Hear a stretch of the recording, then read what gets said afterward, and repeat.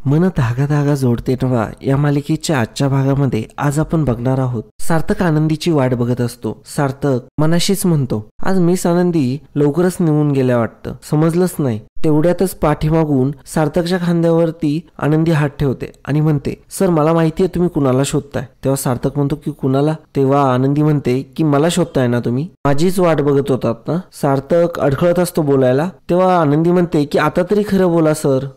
तेव्हा सार्थक म्हणतो की हो। तेव्हा आनंदी म्हणते की मला माहिती आहे आणि मला हेही माहिती आहे की तुम्हाला काहीतरी सांगायचंय मला। तेव्हा सार्थक म्हणतो की तुम्हाला कसं काय माहिती? तेव्हा आनंदी सांगू लागते की गेली 6 महिने आपण सोबत काम करतोय सर, एवढं तर मला कळणारच ना। तेव्हा सार्थक म्हणतो की सॉरी मी जरा नर्वस झालो होतो। आनंदी म्हणते की त्यात काय एवढं, हो म्हणाली असते किंवा नाही म्हणाली असते, तुम्ही उगाच वेळ घालवलात या गोष्टींमध्ये विचार करण्यात, अहो केवढी चांगली गोष्ट आहे ही। सार्थक म्हणत असतो की तुम्हाला कसं काय माहिती पण मला काय सांगायचंय, तुम्हाला कळलं? तेव्हा आनंदी म्हणते की हो कळलं।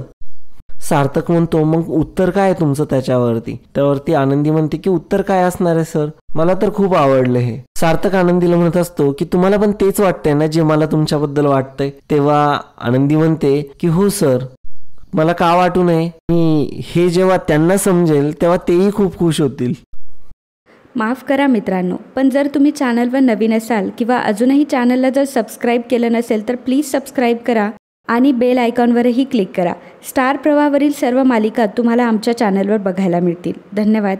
सार्थक म्हणतो की बेनारे का खुश होतील? आता आनंदी म्हणते की सर उद्या बेनारे सरांचा वाढदिवस आहे।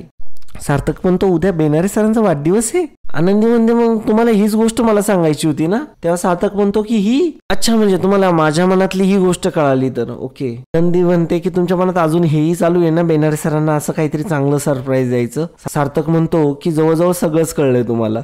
आनंदी म्हणते की बेनारे सर खूप खुश होतील, करूयात का आपण एखादा प्लॅन? मग आनंदी म्हणते की आपण उद्या भेटूयात, मग उद्या करूयात सेलिब्रेशन। तेव्हा सार्थक म्हणतो की हो चालेल आणि मग तिथून आनंदी निघते, थोडीशी पुढे जाते आणि परत मागे वळून म्हणते, सार्थक सर तुमच्या मनात जे काही असेल ना ते स्पष्टपणे बोलत जा, अजिबात विचार करत जाऊ नका। तेव्हा सार्थक हसूनच हो म्हणतो। आता आनंदी तिथून निघून जाते। सार्थक मनातच म्हणत असतो की सार्थक फजिती झाली असती आता घरी इकडे मनोज, अण्णा, मालती सर्वजण असतात आणि सर्वजणांचा हाच विषय चालू, सावंत काकू कशा वागल्या? तेव्हा मनोज फारच चिडतो आणि म्हणत असतो की त्या अशा वागल्याच कशा, आपण चांगलं खर्चवायला पाहिजे होतं तिला। तेव्हा अण्णा म्हणत असतात की जाऊ दे आता मनोज, आपण काय कमी बोललोय का? मनोज काही गप्प बसत नसतो। अण्णा म्हणतात की जाऊ दे तो विषय आता। मनोज म्हणतो विषय जाऊ दे काय जाऊ दे, विषय तर सुरू झालाय। तेव्हा अण्णा म्हणतात की अरे हा विषय नको वाढू, कारण की जर हे आनंदीला कळालं ना तर तिला खूप वाईट वाटेल अरे। आणि मग मनोज जरा शांत होतो। मालती डायरेक्टली रडत असते आणि म्हणत असते की आता हा जो काही विषय झाला ना तो फक्त आपल्यातच राहणार, आपल्याला आनंदीला सांगायचा नाही। मात्र तोपर्यंत आनंदी आणि शकू तिथे आलेले असतात। आनंदी म्हणते आई तुम्हाला काय वाटतं, तुम्ही मला नाही सांगितलं म्हणून ती गोष्ट माझ्यापासून लपून राहणार आहे? तेव्हा शकू म्हणते आम्ही चांगलंच खडसावून आलोय त्या सावंत काकूला, आता नाही करणार ती तसं। तेव्हा आनंदी म्हणते अण्णा आई अहो असं होतच राहणार आहे, आता तुम्हाला या गोष्टीला सामोरे जायची तयारी ठेवावी लागणार आहे। मी तर माझ्या मनाची ठेवली आहे, परंतु तुमची साथ हवी आता फक्त। तेव्हा अण्णा म्हणतात की अगं आमची तयारी आहेच ग, पण लोक बघितलेत ना कसे वागतात ते, जरा चान्स मिळाला की आपली पोळी भाजून घ्यायला तयार। आणि मग आनंदी आईला समजावून सांगते जोपर्यंत तू, दादा, वहिनी, अण्णा माझ्या सोबत आहात तोपर्यंत मला काळजी करण्याची काही गरज नाही, फक्त तुमची साथ हवी। आणि मग आता सार्थक इकडे रूम मध्ये बसलेला असतो आणि तो डायरी लिहित असतो। तो डायरीमध्ये त्याच्या भावना व्यक्त करत असतो। असं म्हणतात प्रेमात पडणं सोपं आहे पण ते शब्दात व्यक्त करणं महाकठीण। आनंदी तुला माझ्या मनातलं काय सांगू काहीच कळत नाही। असं म्हणतात प्रेमात पडणं सोपं आहे पण ते शब्दात व्यक्त करणं महाकठीण। आनंदी तुला माझ्या मनातलं काय सांगू काहीच कळत नाही, पण हे नक्की झालंय की माझं तुझ्यावरती खूप प्रेम आहे, आय लव्ह यू। आता तेवढ्यातच अक्कू तिथे येते आणि हात समोर करत ती म्हणते 1 रुपयाची नोट दे। तेव्हा सार्थक म्हणतो की अक्कू काय हे? अक्कू म्हणत असते की मी सांगितलं तसंच झालंय, तू डायरीमध्ये आय लव्ह यू लिहिलंय। सार्थक म्हणतो की अक्कू हे काय चाललंय तुझं, हे चुकीचं आहे। आता अक्कू म्हणत असते की मी चुकते ते चालतंय परंतु तू चुकू नकोस। दादा तू आता ऐक माझं, तुझं प्रेम जर खरं आहे ना तर ते तिला कळायला हवं। आता अक्कू म्हणते की आता दे ती माझी नोट। तेव्हा सार्थक ते पाकिट घेतो आणि त्या पाकिटातून ती नोट अक्कूला देतो, जी नोट त्याने आजपर्यंत कधीही हरलेली नसते. अक्कू म्हणत असते की आनंदी माझी वहिनी होणार आणि लवकरच या घरामध्ये सनई वाजणार. आणि ती नाचतच गाणं म्हणत असते आणि तेवढ्यातच सुधा तिथे येते आणि सुधा विचारायला लागते की कोणाची सनई वाजणार आहे. तेव्हा सार्थक म्हणतो अगं नाही ग, टाइमपास करते ही काहीच्या काही पण. तेव्हा अक्कू म्हणते मी सांगते ना आई तुला. तेव्हा सार्थक म्हणतो नाही ग, उद्या ते बेनाऱ्यांचा वाढदिवस आहे ना, त्याबद्दल प्लॅनिंग करत होतो आम्ही जरा. अक्कू मध्ये सांगत असते की अगं ते आनंदी. तेव्हा सार्थक लगेच विषय जॉईन करत म्हणत असतो की आनंदी पण आहेत ना त्या प्लॅन मध्ये सामील. तेव्हा सुधा म्हणते की हो, बेनाऱ्यांचा वाढदिवस म्हटलं मी नक्की येईल. इतक्या वर्ष आपल्या कंपनीशी प्रामाणिकपणे काम करता येते.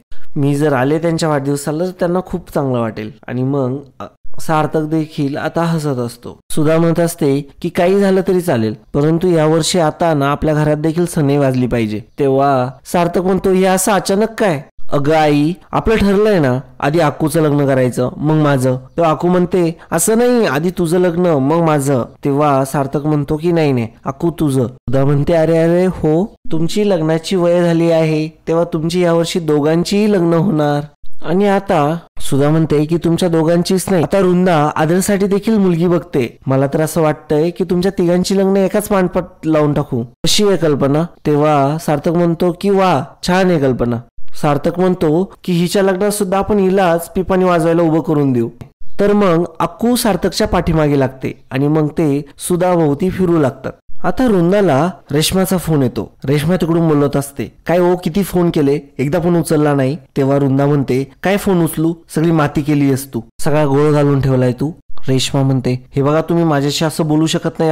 सगळी आयडिया तुमची, सगळा प्लॅन तुमचा, आणि तुम्ही माझं लग्न लावून देणार होता सार्थकशी आणि होऊन काय बसलंय, सगळं फेल गेलं, सगळं प्रॉब्लेम मध्ये गेले मी. पहिल्यापेक्षा आता जास्त मी अडचणीत आहे. पहिला सार्थक रोज ऑफिसमध्ये तरी दिसायचा, आता तेही नाही.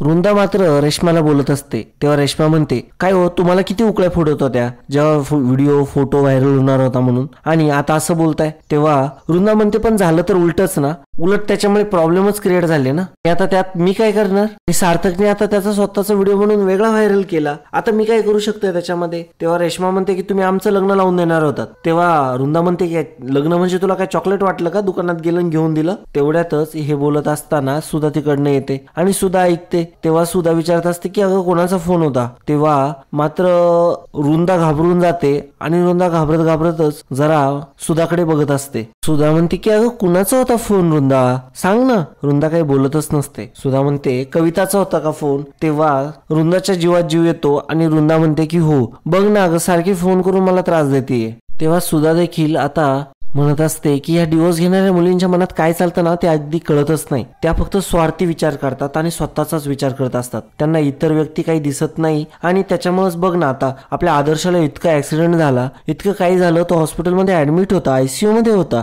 तरी देखील एका शब्दाने देखील विचारपूस केली नाही. आणि ऍक्सिडेंट तरी कोणामुळे झाला होता, तीच येऊन गेली होती ना, तिच्याचमुळे झाला होता, तरी देखील तिला काळजी नाही वाटली. बघ आता हे कसं असतं ते. बरं जाऊ दे ते. मी आत्ताच सार्थकला म्हणाले आपण यावर्षी आदर्शच्याही लग्नाचं बघूया.